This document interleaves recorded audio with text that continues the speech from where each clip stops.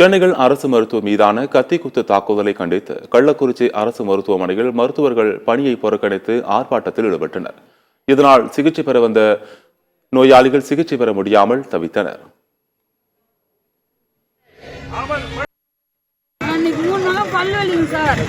அதனால ட்ரீட்மெண்ட்டுக்காக வந்தேன்.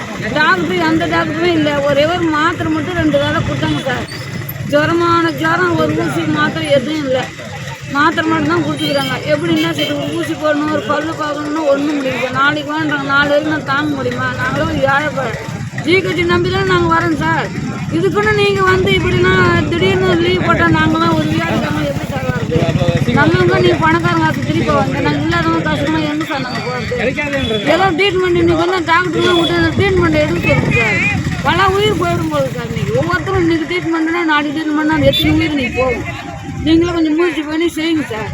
நான் வந்து இப்போ அந்த கட்டி ஆப்ரேஷன் பண்ணுறதுக்காக வந்தேன். 5 நாள் அரசு மருத்துவமனையில் தான் இருக்கிறேன்.